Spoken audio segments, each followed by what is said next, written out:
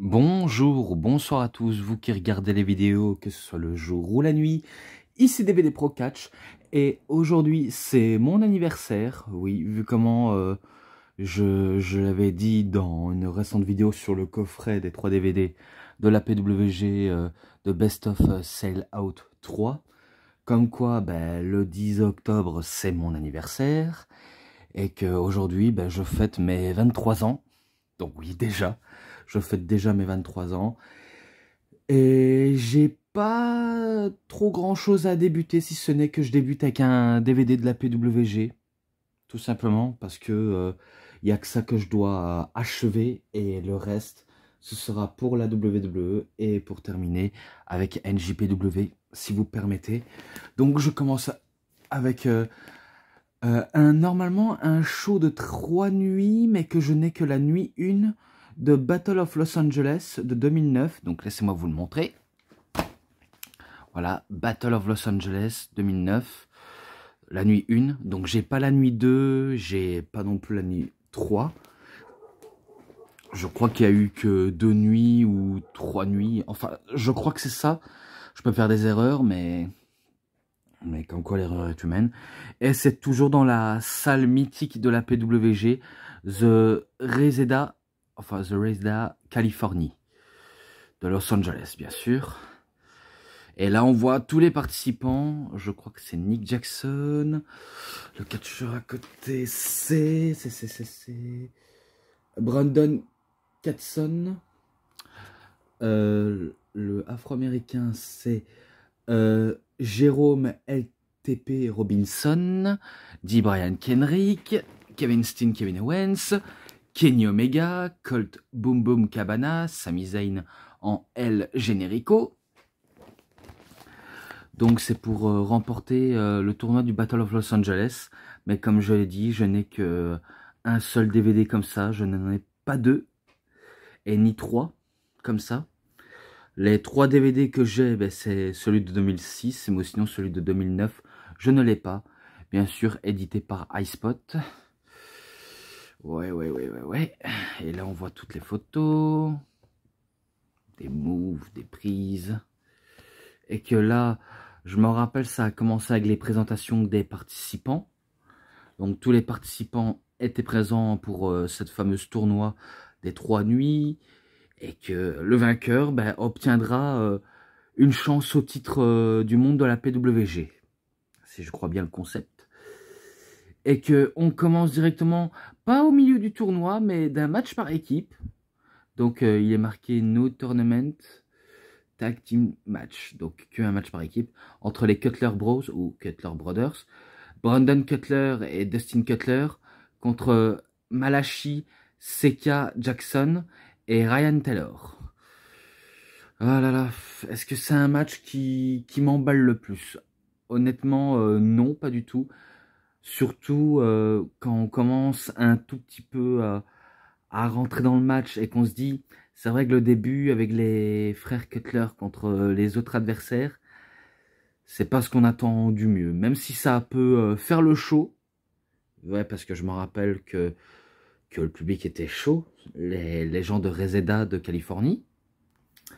Et que voilà, il pop à chaque prise, à chaque céline du match, à chaque mouvement et à chaque réaction, ils savent quand même réagir et ça on peut pas leur enlever. Et beaucoup de chants PWG, PWG, un peu comme à la ROH, ROH ou TNA, TNA, mais il n'y avait pas les chants de WWE bien sûr, comme WWE ou This Is Awesome, ça c'est le plus connu. Mais quand on adore une fédération qui savent proposer du bon contenu, eh ben, les gens n'hésiteraient même pas à scander le nom de la fédération des 3 lettres, tout simplement. Voilà. Donc, rien d'autre à dire sur ce match-là, si ce n'est que c'est victoire des frères Cutler avec un double, on va dire, finish à 2. Cutler, enfin, Brandon Cutler, lui, fait un genre de tombstone et Dustin, il fait un marteau pilon. Sous le même catcheur, bien sûr, pas sur les 2 catcheurs, mais sur un seul catcheur. Donc ils font travail à 2. Est-ce que c'est sérieux? En tout cas, c'est du jamais vu. En tout cas, c'est du jamais vu. Est-ce que ça peut être sérieux? Oui et non. Parce que sérieux, on peut pas dire que les frères Cutler ne sont pas tout à fait sérieux, vu comment, voilà, on sait que ils ne feront rien dans l'indépendant à part faire les oifs, à faire plaisir à un public de niche, un peu comme le font les Young Bucks. Mais bon, voilà. De toute façon, ce match-là, bah, c'est 3,20 et victoire des frères Cutler. Tout simplement. Je poursuis, mais cette fois-ci à la finale. Donc, The 2009 Battle of Los Angeles. Allez, saleté. Bloc A. The first round. Donc, le premier rang. Après, il y a bloc D. Bloc B. Bloc D. Bloc C. Bloc B. Bloc A. Bloc C. Ouais, ben c'est en fonction, comme quoi ça fonctionne par bloc, comme catcheur A, catcheur B, catcheur C, catcheur D, A, B, C, D, ouais. Et j'en passe des trucs, Et cette fois-ci, ben, Scott Lost affronte Jérôme LTP Robinson, donc celui que je vous ai présenté. Vu comment Scott est un pro du côté catching et du côté chain wrestling, et tout ce qu'il peut avoir en commun, même si je suppose que certains ne le connaissent pas du tout, en tout cas c'est sûr et certain, personne ne le connaît, et pourtant ben, il se démène pas mal sur le ring, même si c'est vrai que son nom n'est vraiment, on va dire, pas très connu de tous. Et c'est même pareil pour Jérôme Robinson. Et pourtant, à la fin, ben, c'est Scott Lost qui donne une leçon à Jérôme en faisant, si je crois bien, pas tentative de sharpshooter, mais un tentative de... Je sais pas si c'est un diamond cutter ou un... Ouais, peut-être un diamond cutter, hein, parce que c'est fort possible qu'il remporte des matchs en plagiant d'autres catcheurs. Hein. Mais voilà, c'est victoire de Scott Lost, tout simplement. Ce match-là, j'ai un peu apprécié, je lui mets un 3,5. Quand je dis un peu, je dis bien un peu. Et maintenant, ben, Human Tornado, enfin, Matt Jackson contre Human Tornado. Et c'est pas la soirée des frères Bucks. Hein. Honnêtement, c'est vraiment pas la soirée des frères Bucks. Parce que dans ce bloc, certes, on a un vétéran dans la part de Human Tornado, même si je suppose que Matt Jackson et Nick ont un tout petit peu de l'expérience, mais ils sont quand même immatures d'âge mental. Quand je dis âge mental, je veux dire dans leur tête et dans leur esprit. Pour eux, ils sont encore jeunes et encore des inconscients, on peut dire. Des inconscients, des gamins immatures qui se croient encore au lycée et qui font de tout et n'importe quoi. Bref, ce sont des enfants du catch, ce sont des mauvais garçons à la fois. Et pourtant, même si ce sont des mauvais garçons, ils sont quand même soutenus par un public de niche qui les acclame, que ce soit en tant que heel ou en tant que face. Ben, il y a toujours un public derrière des deux catcheurs, quoi, des deux frères. Et que ils font leur spectacle, leur petit show de clownerie, mais que là, quand il s'agit d'être un tout petit peu sérieux, ils peuvent le faire. C'est juste qu'ils ne veulent pas le faire, de catch sérieux. Eux, ils veulent faire ben, tout ce que le public demande. Et tout ce que le public demande, eh ben, ils le font. Même quand le public ne demande pas, eh ben, ils le font quand même aussi. Donc c'est pour vous dire à quel point ils ne font pas les choses à moitié. Vraiment pas du tout à moitié. Il était chaud en plus, Matt Jackson. Il était même prêt à sortir les artilleries contre Human Tornado. Mais il s'est trop poussé des ailes. Et quand forcément on se sent trop pousser des ailes, c'est là où on commet des erreurs. Et Matt Jackson, je crois qu'à la fin du match, leur a vite compris. Même s'il était aidé par Nick, il était vraiment aidé par Nick et que il veut, on va dire, faire gagner son grand frère. Mais sauf que Human Tornado, ben, il projette ben, mat sur son petit frère et qui va faire après BTF, je crois. C'est un genre, vous voyez, un peu comme la prise de Nakamura. C'est pas le Kinshasa, c'est pas le... C'est pas, on va dire, grand-chose, ni un genre de Fireman's Carry et écrasement au sol. Non, c'est comme un back body drop souplex, mais il le fait ben, un peu très vite, Human Tornado. Et du coup, ben, il bat très rapidement Matt Jackson. Et du coup, ben, vu comment il est qualifié avec Scott Lost, même si c'est pas dans les mêmes blocs, eh ben, il gagne le match. Donc, ce match-là, 3,40, je lui mets ça. Et après, maintenant, on repoursuit avec Colt Cabana, ou Colt Boom Boom Cabana, contre Joey Ryan. Oui, Joey Ryan. Le fameux touriste aux chemises hawaïennes, un peu dégueu. En tout cas, plus tard, c'est sûr, il sera dégueu. En faisant sa tactique assez lunaire et pas trop réaliste en même temps. Mais que là, il n'était pas, on va dire, en grosse roue libre, même s'il était quand même en roue libre en faisant n'importe quoi, mais qu'il reste toujours professionnel. Et que, vu comment l'un des deux pourrait être dans ce fameux tournoi pour avoir une chance à la ceinture, et que c'est vrai que c'est pas toujours évident de le savoir à vue d'œil, mais il faut quand même le vouloir. Et pourtant, même si Colt Cabana a tenté des bonnes offenses, tenté ben, sa tactique traditionnelle dont il a l'habitude de faire, il en demeure pas moins. Il en demeure pas moins, vu comment c'est Joey Ryan qui vient à bout de Colt Cabana avec un simple super kick. Oui, le mec qui nous fait une Shawn Michaels, il fait un super kick et qui remporte le match. Ok, ben, le match là, c'est pas qu'il est mauvais, même si j'en attendais un peu plus. Mais que ça fait rien, ça fait rien. C'est un 3,50 de toute façon, je le mets ça. Et ensuite, maintenant, bah, Roderick Strong contre Johnny Goodtime. Oui, un certain Johnny Goodtime. Et que je ne misais pas sur la chance de Johnny Goodtime. Même si je sais que le type est un, on va dire, est un fan de jeux de société.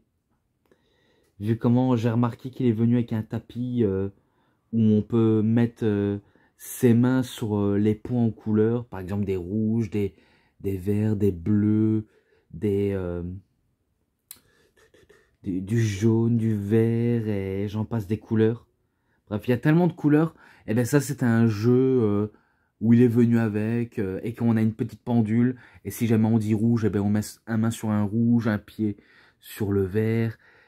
Et après, à la fin, on finit ben, comme des bretzels humains. Quand c'était à 2 ou à 3. Il n'y a rien de tordu, hein, si ce n'est que ce jeu de société, ben, je ne sais pas pourquoi il s'en inspire et pourquoi il l'utilise. Bon, après, je connais, hein, c'est parce que la PWG a un côté fun, et du coup, ben, pour emmener ce côté fun, eh ben, il faut l'aborder sous le ring avec un touche d'humour. Et d'ailleurs, de l'humour, c'est vrai qu'il y en a qui en manquent pas d'humour, car l'humour est omniprésent. Il y en a qui rigolent bien, il y en a qui rigolent bah, presque, il y en a qui trouvent même pas très drôle, alors qu'il y en a qui adorent ça. Mais malgré ce petit moment qui fait sourire les gens, et après des longues minutes du match à faire des multiples prises, surtout quand il s'agit ben, des cassages de dos et d'autres prises en tout genre qui font extrêmement mal de la part de Roderick Strong, et ben c'est comme lui qui repart avec la victoire et qu'il est qualifié du tournoi, donc 3,50 aussi. Voilà. Oui, je dis ça au pif, hein, comme ça vous le saviez. Et après ça, ben maintenant, match entre Brandon Gatsom contre Nick Jackson. D'ailleurs, oui, c'est exactement ça. Vu comment j'ai dit, c'est pas la soirée des Young Bucks, eh ben c'est exactement le cas. C'est vraiment pas la soirée de DE. Même si je me rappelle que Nick, au début, n'a pas hésité à intervenir, eh ben ça va être au tour de Matt à intervenir dans le match de son frère pour essayer de l'encourager, l'essayer de l'affaiblir le catcheur pour qu'il puisse au moins être qualifié du tournoi. Eh bien, ce n'est pas du tout le cas. Vraiment, vraiment pas du tout le cas. Car c'est quand on veut faire un peu trop qu'on commence à faire des grosses bêtises. Et d'ailleurs, il y en a eu des petites bêtises. Surtout quand Nick Jackson, il se cache à la vue de l'arbitre pour éviter qu'il le remarque. Et qu'il se met en dessous du ring. Et qu'après, il attaque par surprise Brandon Gatson. Oh là là. Gatson, ouais, Gatson. Ouais, j'avais un peu du mal à le dire au début, mais j'essaye de m'y faire, à essayer de dire correctement. Et pourtant, Nick, il tente tout ce qu'il a, mais il n'a pas, on va dire, trop sorti dans son arsenal. À mon avis, les deux frères Jackson, ils ont été trop gentils. Et quand on est trop gentil à pas trop dégainer ces fameuses super kicks, et quand ils enchaînent des super kicks à deux, c'est une partie de super kicks. Tout le monde fait des super kicks dans tous les sens. Quitte à jaser les vrais fans de catch qui trouvent ça, on va dire, trop répétitif, limite ringard. Et ça, les frères Bucks, ils incarnent le côté ringard qui ne plaît pas forcément à des vrais grands fans de catch, que ce soit indépendant ou un WWE. Voilà. Donc c'est vrai que c'est un peu le cœur du problème. Bon, après, il y a tout type de public qui adore ça, hein, sachez-le. Mais à force de faire trop les malins, c'est là où on commet des erreurs. Et Nick, il a voulu tenter son 450 splash, mais il se fait, on va dire, prendre les genoux sous le bide. Et que Brandon Gatson, il va faire...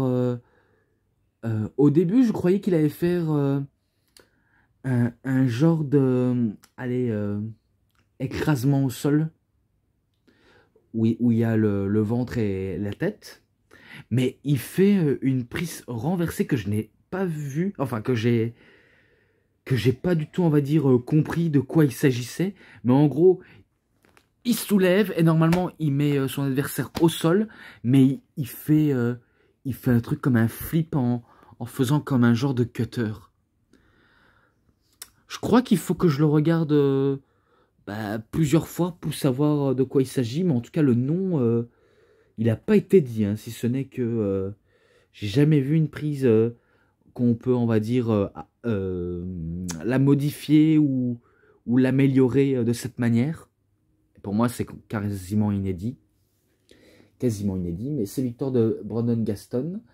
Et c'est 3,40, pardonnez-moi, je lui mets ça. Et ensuite, dit Brian Kendrick contre Austin Harris. Au début, je me rappelle que Harris fait une promo où il se met en avant en disant que c'est la top star d'une autre fédération, qui est la Ring of Honor, parce que je ne vous avais pas dit, mais au début de la présentation des superstars de catch, lui, il est arrivé avec le titre de la Ring of Honor, totalement confiant, sûr de lui, et qui prouve que même un champion d'une autre fédération peut faire le taf à la PWG, et que c'est lui qui remportera le tournoi, et basta, et qu'il pourrait aussi remporter le titre de la PWG, comme ça il a le titre de la ROH de son épaule, et l'autre titre, mais de la PWG sur l'autre épaule, et qui serait au sommet du game. En tout cas, c'est ce qu'il voulait dire. Ok, mais bon, c'est pas passé comme prévu, car en connaissant les deux, quand on commence à les connaître, c'est sûr, on s'attend à du bon catch. On en a eu, justement, on en a eu du bon catch, et que c'est pas, on va dire, dégueulasse à ce point, vraiment pas du tout très dégueulasse. J'ai quand même bien apprécié l'ambiance du public, et l'ambiance du match aussi. Et que Harris ben, il joue dans les offenses. Kendrick, il joue plus dans le côté ben, divertissement. Un peu de comédie wrestling de sa part. Mais c'est pas comme si il faisait pas les choses très très sérieusement. Car quand il fait les choses sérieusement, eh ben, c'est là où il est à fond dedans.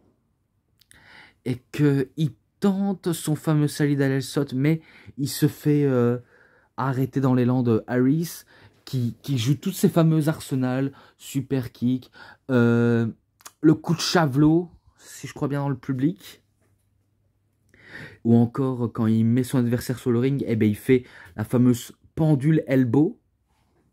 Ouais, parce qu'il fait la pendule en faisant son fameux elbow. Et qui veut tenter son Brainbusters, mais ça ne va pas passer. Son 450 non plus. Et même sa soumission qui ne va pas du tout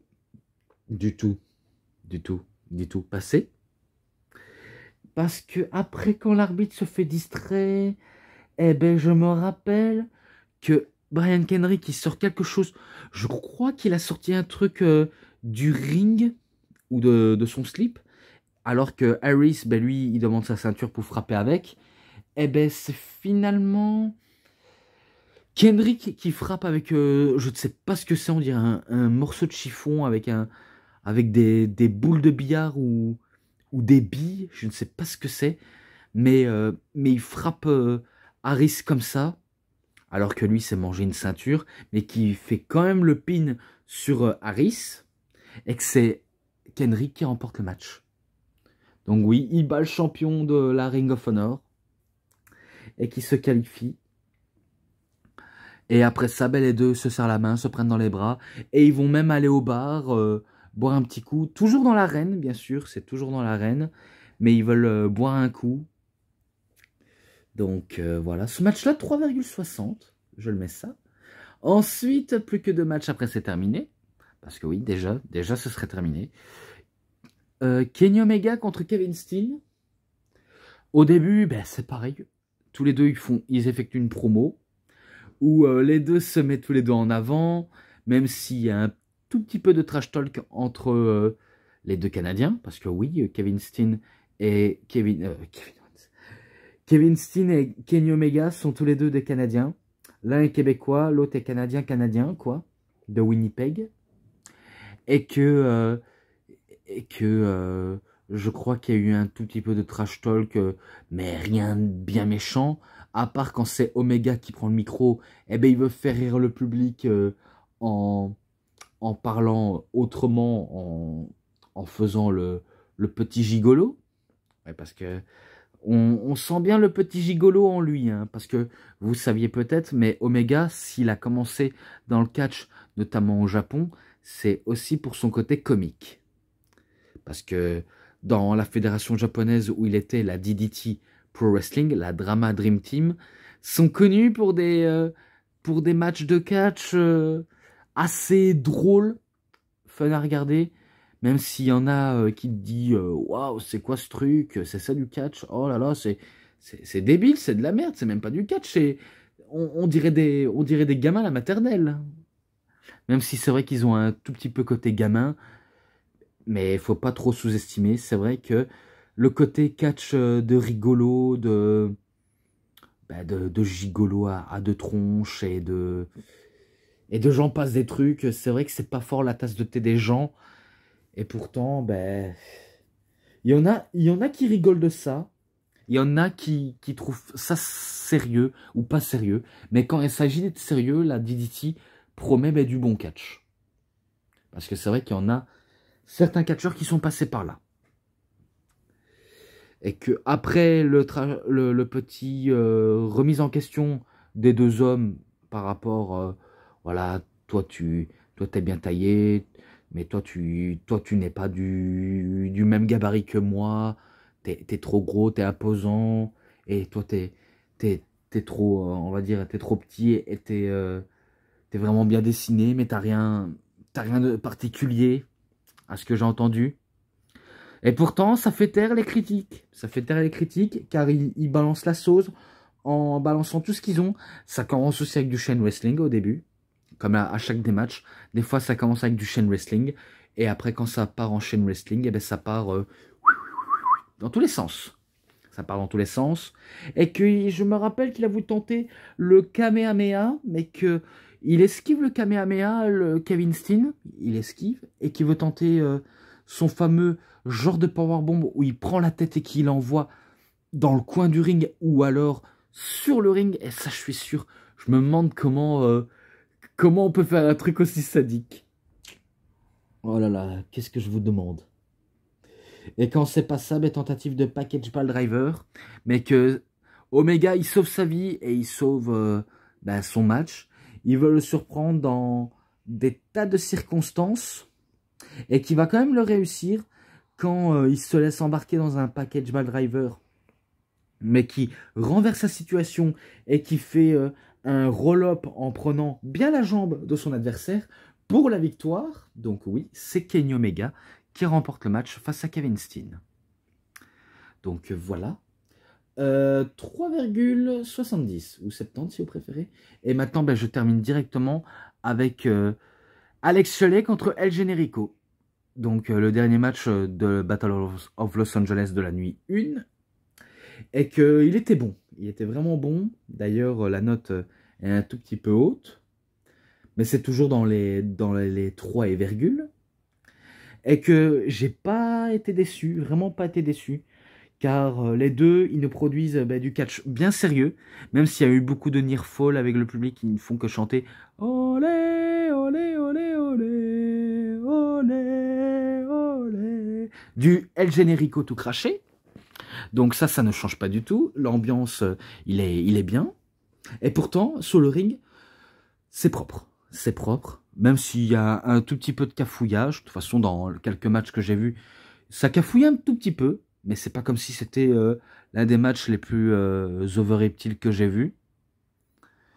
Mais en même temps, c'est que le début. Hein. En même temps, le début de soirée, le début du commencement du tournoi, c'est pas, on va dire, trop facile de faire les choses trop parfaitement. Hein. Faut pas non plus trop pousser le bouchon, mais c'était pas mal, c'était énorme. Même quand il y a eu tentative de Yakuza Kick et de Brainbusters au niveau du turnbuckle, ou encore des tentatives de Fila Kuppelber qui est le Salida Saut, des super kicks, des coups de genoux et j'en passe des trucs. Et il y a eu tas de trucs qui s'est passé, mais qu'à la fin, c'est Alex Shelley qui bat tout simplement El Generico. Je crois qu'il y a un Cradle Shock ou un Shelley Shock, je pense, parce qu'il y a Cradle Shock et Shelley Shock en même temps. Mais que c'est victoire de Alex Shelley. Donc c'est tout ce que je sais.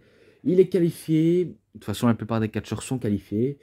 Et pour la nuit 2, pour la nuit 3, je ne connais pas les résultats, je n'ai pas vu. D'ailleurs, je ne l'ai pas avec moi. Mais je suis sûr qu'il y en a certains qui ont gagné ce tournoi pour avoir une chance au titre. Sûr et certain. Mais voilà. Donc, 3,90 ou 90 si vous préférez. Et quant à moi, je termine. Je termine officiellement. Donc, les matchs à l'ensemble, c'est un 4. De toute façon, si jamais je n'ai le 2 et le 3, ce sera quand même 4. Même s'il y a des bons matchs, je le mets quand même 4, s'il le faut. Mais bon, de toute façon, c'est la fin de cette vidéo. Même si au début, j'attendais, quand mon anniversaire passait, vous montrer les petits cadeaux que j'ai eus. Mais sauf que je n'ai pas encore reçu mon cadeau, donc j'attends toujours. Même si c'est... je n'en dis pas plus, mais vous aurez peut-être, on va dire, être patience. Donc vous devinerez au moment venu. Et que pour l'instant, je ne sais pas quand je vais l'avoir, si ça arrive plus tôt ou plus vite. Bref, je me pose toutes questions. Au pire, c'est soit demain ou jeudi, même vendredi. Faut voir quand ça va arriver, le petit cadeau. Même s'il n'y en a que 3 en ce moment, 3 trucs. Pas des grosses trucs, mais des 3 trucs qui me concernent, mais que j'ai demandé à faire une commande de la part de ma sœur. Et un petit peu avec mon argent à moi, au début. Mais bon, on verra bien. De toute façon, je poursuivrai avec tous les DVD de la PWG jusqu'à ce que je termine les côtés WWE et d'autres fédérations à venir. Donc moi je termine, donc c'est tout pour cette review. C'était DVD Pro Catch, j'espère que ça vous aura énormément bien plu. Et si vous avez aimé cette vidéo, vous savez ce qu'il vous reste à faire. Likez la vidéo, commentez, partagez, abonnez-vous à ma chaîne et cliquez sur la petite cloche pour avoir plus des notifications et des prochaines vidéos. Et moi je vous dis bonne journée, bonne soirée à tous. Au revoir tout le monde pour une prochaine vidéo. A plus à tous les fans de catch. Allez, bye bye tout le monde.